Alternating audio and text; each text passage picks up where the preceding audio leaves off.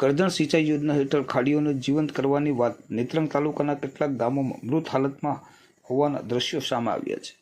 નર્મદા ડેમનું પાણી છેક કચ્છ સૌરાષ્ટ્ર કાઠિયાવાડ સુધી પહોંચ્યું અને અવકાઈ ડેમનું પાણી છેક સુરત જિલ્લાના કોસંબા સુધી પહોંચ્યું, જે આનંદની બાબત છે. પરંતુ બંને ડેમના પાણીના સાચા કરતા આદિવાસી વિસ્તારના ખેડૂતોને સિંચાઈ માટેનું એક ટીપું પાણી મળ્યું નથી, જે કડવી વાસ્તવિકતા છે. ભરૂચ જિલ્લાના નેત્રંગ, વાલિયા અને ઝઘડિયા, નર્મદા જિલ્લાના ડેડિયાપાડા, સાગબારા તાલુકો, ડુંગરાળ પથરાળ વિસ્તારમાં આવેલ માંડ પાણી મળે છે. સિંચાઈના પાણીના અભાવના કારણે ખેડૂતોને ભારે હાડમારીનો સામનો કરવો પડે છે.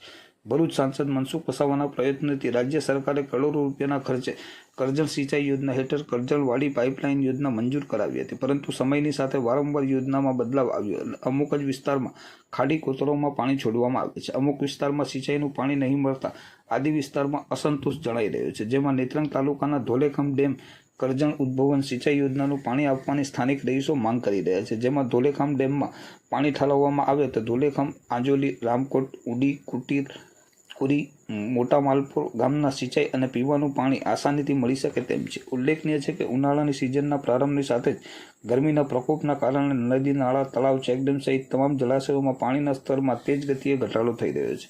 આવનાર ટૂંક સમયમાં સિંચાઈ પીવાના પાણી માટે ધરતીપુત્રો વલખા મારવા મજબૂર બનશે તેવી ભીતિ સેવાઈ રહી છે. તેવામાં સરકારે કરોડોના ખર્ચે કરજણ યોજના પાછળ જે ખર્ચ કર્યો છે તે વ્યર્થ છે.